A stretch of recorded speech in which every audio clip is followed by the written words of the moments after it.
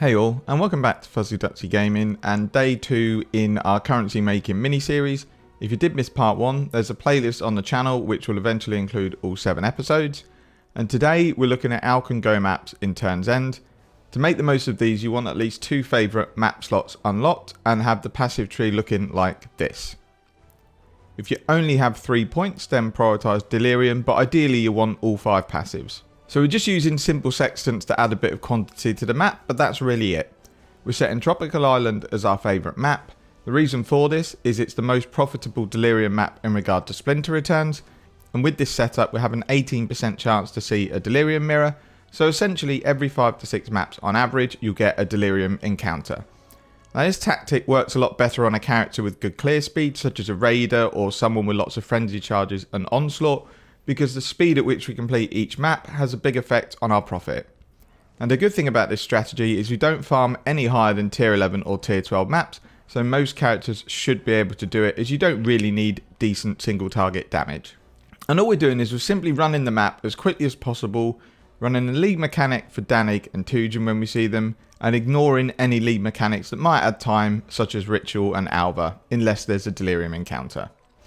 We are completing Harvest as there's some easy crafts that can net us instant returns, mainly the ones that turn one item into another, such as the one that I found for example that changes an offering to the goddess into another type of offering. So the reason I'm skipping Gwennen and Rog is that their currency is pretty worthless, and I know there is a lot of people that say you should run them, prioritise monsters, you get logbooks.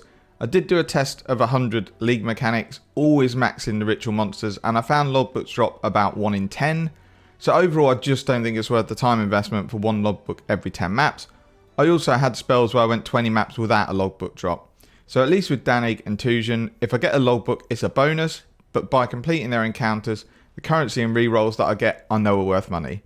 If you have a really high map pool for tier 11 and 12 maps in Turn's End, you could just keep putting the maps in until you see a Delirium mirror and then run it, because you do get Deli Orbs dropped from these fairly regularly and you do get a decent amount of Simulacrum Splinters, and that would just be a way of boosting your income really quickly.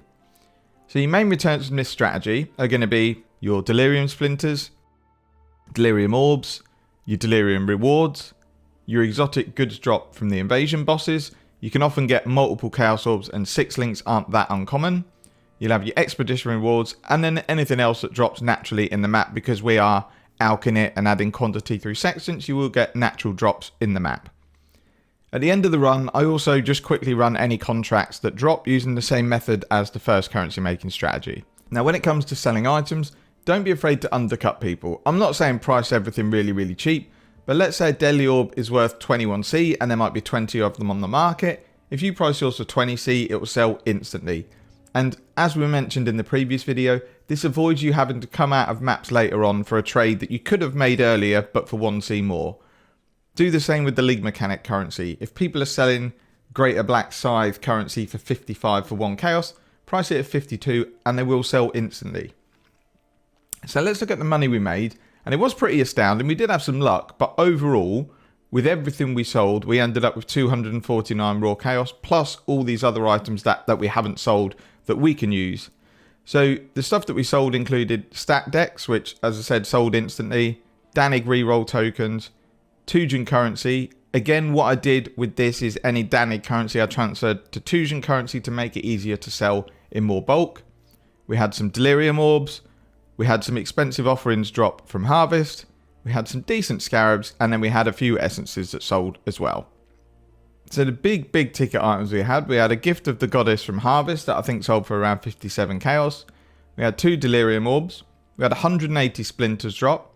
However, I do have Secrets of the Stone and Watchstones that increase Splinter drop. So for the sake of this currency strategy, I've adjusted this down to 100 Splinters and just assumed I haven't got any of those Watchstones.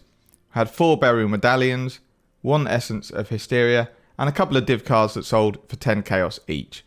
Now every person's obviously going to get different items and profit will fluctuate. You might end up with more because you might get a raw exalt drop, or you might end up with less because you might not get any really huge ticket items. But it's really to show that it is possible to make currency just by playing the game, and it isn't always necessary to pile tons and tons of investment into a strategy to get currency out of it. Now overall, I much more enjoyed this strategy to the first one, as it's a type of playstyle I like, just zooming around, clearing a map in under 2 minutes and rinsing and repeating. It's not particularly challenging, but it is fun. What this also allows you to do is really build a non-meta character. You might have a zoom character that you're planning on building, but you know his DPS maybe isn't going to get above 1 million, so it's not going to be real endgame viable. And then you could run this strategy with it, having fun with the character, a couple of hours a day or however often you play. Run turns end, and then you don't have to worry about spending 100x on your character to get their DPS up high enough to farm, let's say, the T14 Delirium strategy or Guardians and that sort of thing.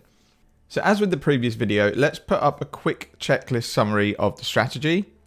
Realistically, to start, you need at least 5 to 6 tier 11 to 12 turns end maps to run. Any tropical islands you've got, I would prioritise running them first. Set your favourite map to tropical islands. Put 3 watchstones in turns end and 4 in all of the others, and that makes sure that you limit your drops to turns end. Alch your maps. Use simple sextants. Have a dump tab ready. Run the map as quickly as possible. Only do Danig and Tusion League mechanic. Run Harvest and then Alva during Delirium. When a Delirium mirror spawns, make sure you get to the boss in time, because the more we get into the map and the more monsters we kill at the end, the more profit we get. As with other strategies, you then just rinse and repeat. And then the last thing, as we mentioned again in the previous video, is if you don't want to waste time trading, sell stuff slightly cheaper than market value, and I guarantee you everything will sell within the first 10 or 15 minutes of you putting it up for sale. So I think I am going to add this strategy into my normal farming, as it is a really nice break from maxing T14 Deliriums. It's a nice change of pace and the content is just really nice and easy. It's also a really good strategy if your character's not yet ready for the higher end farming strategies, but it's something you want to get to.